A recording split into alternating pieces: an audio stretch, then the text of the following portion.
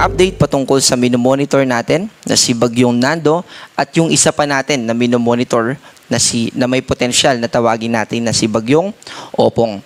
Dito sa ating satellite image, tuluyan na lumabas ng Philippine Area of Responsibility itong si Bagyong Nando. Kanina po yung 4:50 ng umaga. At ito ay nasa layong 385 kilometers west-northwest ng Calayan, Cagayan. Ito ay may taglay na hangin malapit sa mata ng bagyo na umaabot ng 185 kilometers per hour at 230 kilometers per hour naman na pagbugso o yung pagbiglaang paglakas ng hangin sa paligid nitong si Bagyong Nando. Ito ay kumikilos west-northwest, papalapit pa dito sa southern islands ng southern coastal area ng China. At ito ay hihina din sa mga susunod na araw at oras.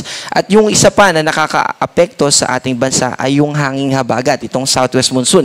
At kung papansinin natin, itong ikot ni Nando ay patuloy pa rin na nagko-contribute na magdala ng moisture o kaulapan na nagko-contribute din na mas mapadami pa yung mga pag-ulan natin dito sa kanlurang o western part ng central and southern Luzon. Kaya naman mamaya ay papakita natin yung mga lugar na makakaranas pa rin ng patuloy na pag-ulan. At isa pa, yung minomonitor natin na low pressure area na nasa labas ng Philippine Area of Responsibility, kaninang alas 8 ng umaga ay tuluyan na ito na naging bagyo. Kahit na nasa labas pa rin ito ng Philippine Area of Responsibility, ito ay may potensyal na pumasok sa PAR within the day. At ito ay sa kasalukuyan na nasa 1,075 kilometers east ng Eastern Visayas. Ito ay may taglay na lakas ng hangin na 55 kilometers per hour sa mata o sentro ng bagyo at 70 kilometers per hour naman na pagbugso o biglang paglakas nito. Gumagalaw ito generally pa westward sa bilis na 35 kilometers per hour. Kapag 35 kilometers per hour, may kabilisan po ito. Kaya pinakamaaga na posible ito na makaapekto sa atin ay sa Thursday. And by Thursday, maaari nang makaranas ng maulap na kalangitan at mataas na tsansa ng pag-ulan yung mga kababayan natin dito sa Eastern Visayas. Bali, ang tatahakin ito ay pa west-northwest papunta dito sa Southern Luzon, sa Bicol region to be particular, sa mga susunod na araw.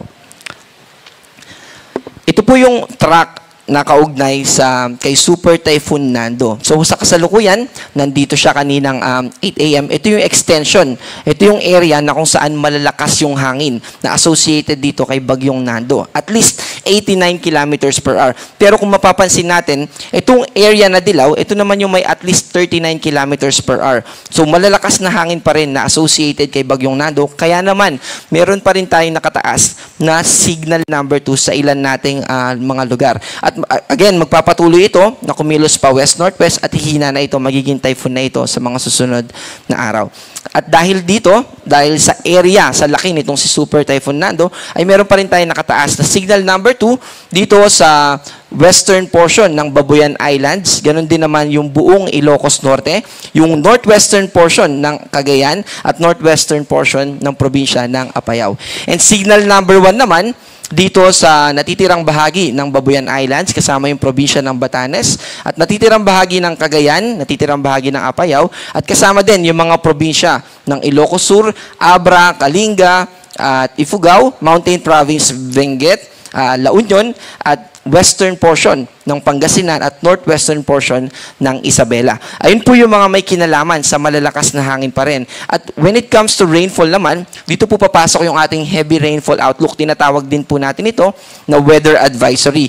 At 100 to 200 millimeters na mga pag-ulan nga po, yung pwedeng maranasan ng mga kababayan natin dito sa La Union, Benguet, Pangasinan, Zambales at Bataan. Ito po yung associated dun sa pag-ikot. Kung i-imagine po natin, nandito sa labas ng PAR si Nando, yung ikot ng hangin na associated sa kanya ay counterclockwise. Kaya naman, tumutulong yung pag-ikot niya, yung hangin yung direction ng hangin na yun, na kumuha pa ng moisture at mag-contribute. Kaya kahit nasa labas na ng Philippine Area of Responsibility si Nando, ay may mga lugar pa rin sa atin na nakakaranas ng mga pag-ulan. Yung 100 to 200 millimeters, ang kaakibat po niyan na epekto ay yung mga, halimbawa sa isang probinsya, may iba't ibang mga lugar dyan na magkakaroon po ng mga floodings. Samantala, 50 to 100 millimeters naman ng mga pag-ulan, yung maaaring maranasan ng mga kababayan natin dito sa Ilocos Norte, Ilocos Sur, Tarlac, Pampanga, Cavite, Batangas, Occidental Mindoro. Ibig po sabihin ng mga amount na yan, 50 to 100, ay posible yung mga localized floodings or yung mga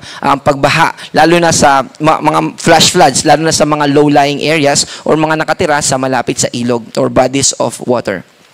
So yun po ay from today noontime hanggang bukas ng noontime. And tomorrow naman, bukas ng noontime hanggang Thursday ng alas 11 ng umaga or noontime ay may mga lugar pa rin na makakaranas ng mga pag-ulan.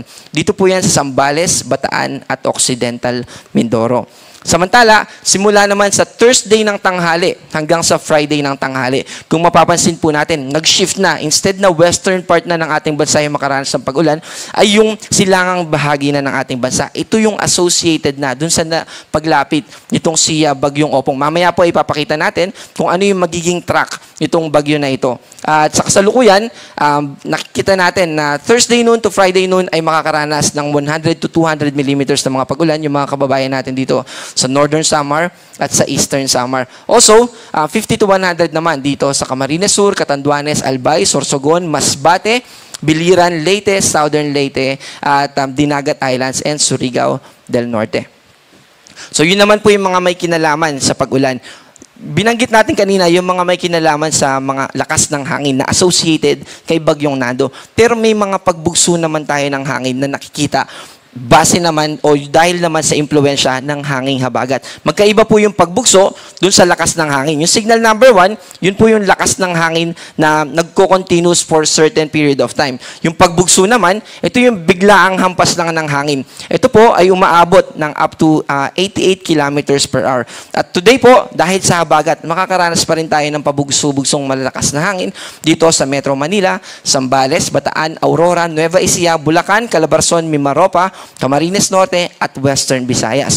Bukas ay mananatili po na may pagbugso ng hangin dito sa Batanes, Babuyan Islands, Cagayan, Ilocos Region, Zambales, Bataan, Bulacan, Cavite at Mimaropa. Kung mapapansin po natin, paakyat yung shift ng paghampas o yung impluensya ng habagat. And by Wednesday, dito na lang po yan mararanasan sa Batanes, Babuyan Islands, and Palawan. Associated po yan dun sa pag-move, paglayo nitong si Nando, and then yung habagat naman, yung unti-unting magpo-progress or mas makaka-impluensya sa malaking bahagi ng ating bansa. Binanggit po natin kanina, itong si posibleng tawagin natin, tatawagin po talaga natin siya na si Bagyong Opong na nakikita natin within the day ay papasok na ng Philippine Area of Responsibility. Magtutuloy-tuloy po yan at habang nasa karagatan siya, from tropical depression ay mas lalakas pa ito into tropical storm. At sa ating forecast track, ito nga po ay babaybayin niya yung coastal areas dito sa Eastern Visayas or sa Bicol region at tatagos po yan or magla-landfall siya somewhere dito sa Calabarzon, Bicol region or sa Mimaropa. And then magpapatuloy siya na mananatiling tropical storm sa mga susunod na araw hanggang ito ay lumabas na ng Philippine Area of Responsibility Saturday ng gabi or Sunday ng umaga. Also, ito pong forecast natin ay posible pa na magbago. Kaya manatili po tayo na updated sa mga i-release na pag-asa patungkol dito sa paggalaw at development ni Bagyong Opong. Although hindi pa po natin siya talaga officially binibigyan ng name dahil wala pa rin siya sa loob ng Philippine Area of Responsibility.